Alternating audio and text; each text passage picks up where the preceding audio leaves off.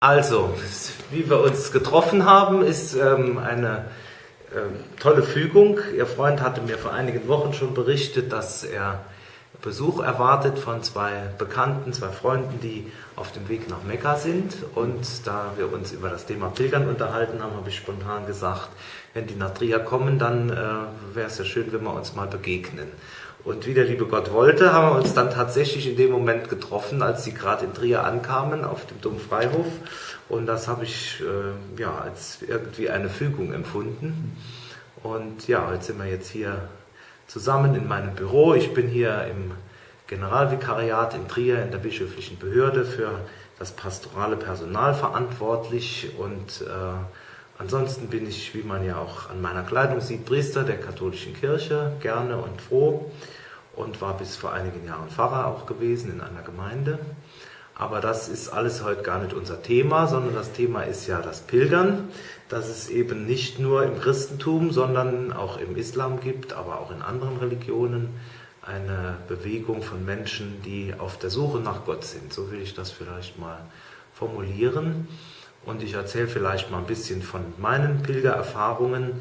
Die sind eigentlich erst im Erwachsenenalter entstanden. Ich habe als Kind und als Jugendlicher war Pilgern oder Wallfahren, wie man bei uns manchmal sagt, eher etwas für ältere Leute, die mit einem Bus irgendwo an einen Wallfahrtsort gefahren sind und dort einen Gottesdienst gefeiert haben und hinterher wieder nach Hause.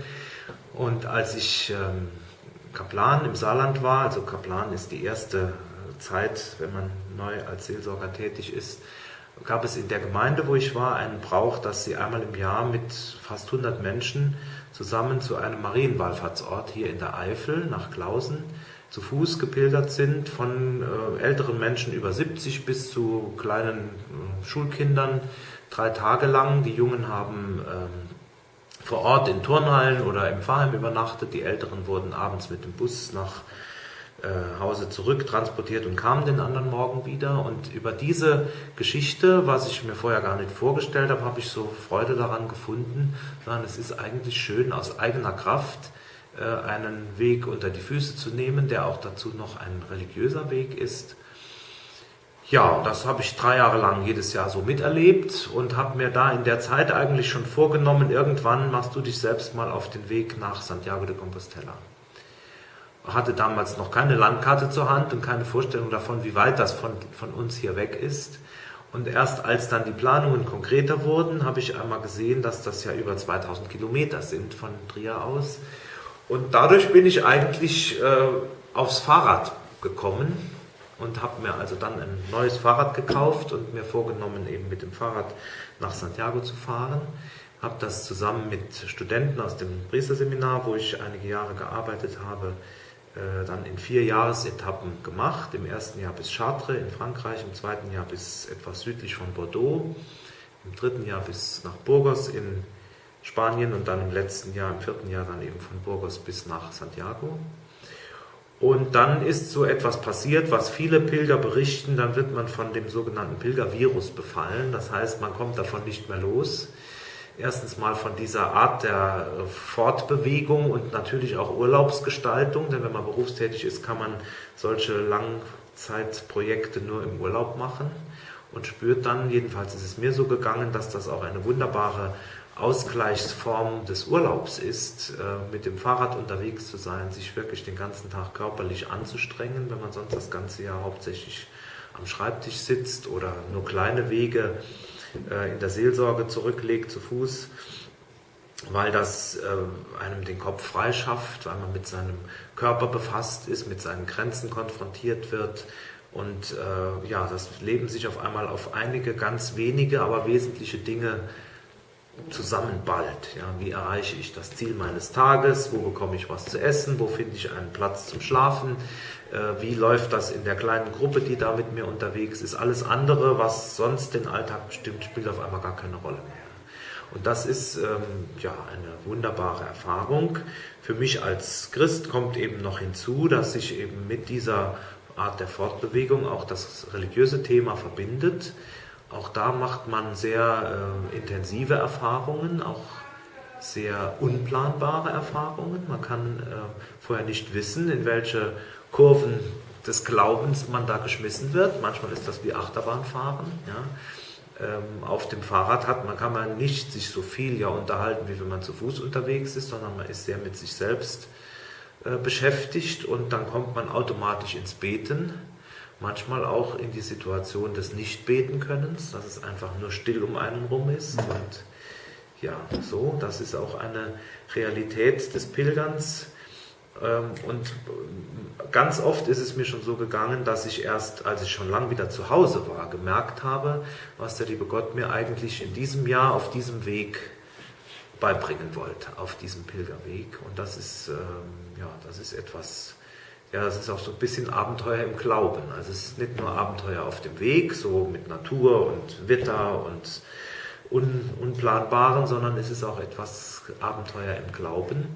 Und mehr merke ich, wie das Pilgern eben mein Glaubensleben auch im Alltag verändert, wie ich eben immer mehr lerne, auch das, Sie haben das vorhin selber schon gesagt, auch diesen Alltag als einen Pilgerweg zu begreifen und auch dort damit zu rechnen, dass der liebe Gott eben Dinge mit einem anstellt, mit denen man vorher gar nicht gerechnet hat. So. Ja, und das ist natürlich etwas, was nicht bei einem selber bleibt, sondern man ist innerlich davon erfasst und begeistert, man spricht mit anderen darüber und irgendwann kommen dann Menschen und sagen, kann ich mich dir anschließen? So ist es mir dann gegangen, als ich aus Santiago zurückgekommen bin, hatte ich zum einen für mich klar, als nächstes willst du nach Rom fahren, das ist für uns Christen ein mindestens ebenso bedeutendes Pilgerziel wie Santiago. Und hatte dann auch einen Kollegen, der schon mit mir nach Santiago unterwegs war, und dann sprach mich jemand anderes, den ich vorher auch schon kannte, aus dem Alltag an, sagt, ach, ihr fahrt nach Rom, dürfte ich mich euch denn anschließen? Und aus dieser Frage ist eine lange Pilgerfreundschaft geworden. Inzwischen sind wir hauptsächlich zu zweit unterwegs, waren in Rom schon, sind auch schon von dort aus weiter bis nach Jerusalem gefahren. Und werden jetzt in diesem Jahr, wenn der liebe Gott uns lässt, im Sommer nochmal die Wallfahrt nach Rom zu zweit anfangen.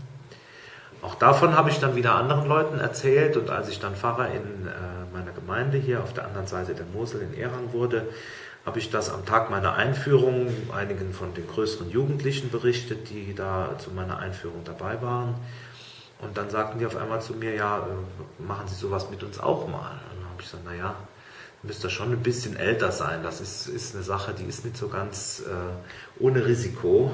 Und da muss man sich auch aufeinander verlassen können und sich gut kennen. Naja, daraus wurde dann irgendwann, 2 Jahre später, dass ich dann auch mit einer Gruppe von Jugendlichen, so 10 Leute, 12 Leute waren wir gewesen, auch nochmal von Trier aus nach Rom gefahren bin in 3 Jahresetappen, allerdings dann mit einem Begleitfahrzeug dabei, wo das Gepäck eben drin war und wir waren über Tag nur mit dem Notwendigsten auf dem Fahrrad unterwegs. Ja, und das war eine ganz tolle Erfahrung und das hat sich sogar in dem letzten Jahr, als ich schon nicht mehr in der Gemeinde war, sondern hier im Generalvikariat gearbeitet habe, dann noch zu einem Ende gebracht, weil die Jugendlichen so drauf gedrängt haben, dass sie das Projekt, das sie mit mir angefangen haben, jetzt auch zu Ende führen wollen, dass ich mich dann habe gerne überreden lassen, auch diese letzte Etappe mit ihnen dann zu fahren. Und so sind wir im Juli 2011 dann in Rom angekommen. Und das war einfach auch nochmal eine ganz wunderbare Erfahrung, auch mit den Jugendlichen zusammen, was das bei denen ausgelöst hat an Gemeinschaft, an Gesprächen, auch an Singen und Beten, was alles so dazugehört. Ja, so viel vielleicht mal von mir. Ja. Und ich wünsche Ihnen auf Ihrem Weg alles Gute und den Segen Gottes. Gell?